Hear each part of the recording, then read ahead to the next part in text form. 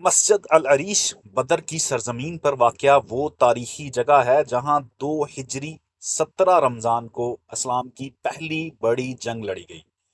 مدینہ کی ہجرت کے بعد قریش مکہ نے مسلمانوں کی جائیدادیں ضبط کر لی تھیں، اور انہی اموال سے ابو سفیان ایک بڑا تجارتی قافلہ لے کر شام سے واپس آ رہا تھا۔ مسلمانوں کا مقصد صرف اس قافلے کو روکنا اور اپنے حق کا مال واپس لینا تھا۔ جنگ ان کا اصل ہدف نہیں تھی۔ اس مقصد کے لیے مسلمان مدینہ سے بدر کی طرف نکلے، لیکن ابو سفیان نے چالاکی سے راستہ بدل کر قافلے کو بچا لیا اور ساتھ ہی مکہ والوں کو خبر دے دی۔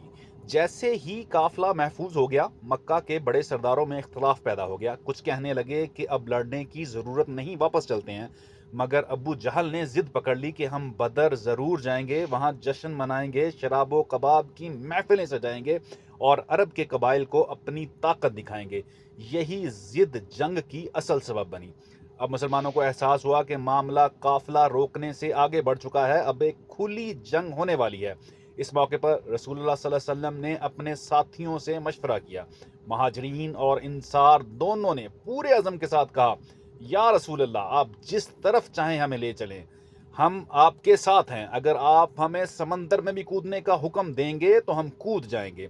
یوں مسلمانوں نے بھرپور تیاری کے ساتھ دشمن کا سامنا کرنے کا فیصلہ کیا۔ تعداد میں قلیل اور ہتھیاروں میں کمزور ہونے کے باوجود ایمان، اتحاد اور قیادت نے انہیں طاقت دی۔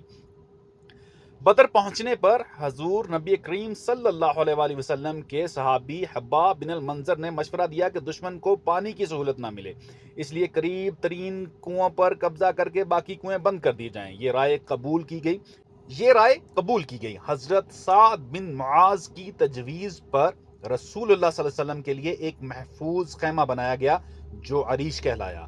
اس میں آپ صلی اللہ علیہ وآلہ وسلم حضرت ابوبکر رضی اللہ عنہ کے ساتھ قیام پذیر ہوئے اور پوری رات اللہ کے حضور دعا کرتے رہے، اے اللہ، اگر یہ چھوٹا سا گروہ ہلاک ہو گیا تو زمین پر تیرا نام لینے والا کوئی نہ بچے گا۔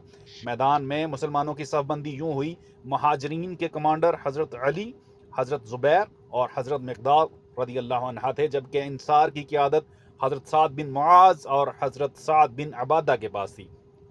پرچم مہاجرین کے لیے حضرت علی اور انصار کے لیے سعد بن معاذ رضی اللہ عنہ کے ہاتھ میں تھا۔ پھر وہی ہوا جس کا وعدہ اللہ نے کیا تھا۔ فرشتوں کی نصرت اتری، قریش کے بڑے بڑے سردار مارے گئے اور ابو جہل بھی عبرت کا نشان بن گیا۔ 70 دشمن ہلاک ہوئے، 70 قید ہوئے، اور یوں اسلام کی پہلی فیصلہ کن فتح حاصل ہوئی۔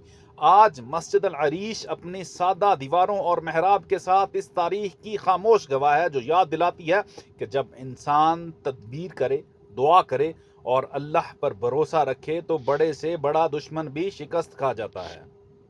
اسکرین پر موجود مناظر اس وقت مسجد العریش کے اندر کے ہیں۔ میں دعا گو ہوں کہ اللہ پاک آپ کو یہ نظارہ آنکھوں کے ساتھ دیکھنے کی توفیق عطا فرمائے۔ ویڈیو پسند آئی ہو تو لائک ضرور کیجیے گا۔ مزید اس طرح کی ویڈیوز کے لیے چینل کو فالو اور سبسکرائب ضرور کریں۔ شکریہ۔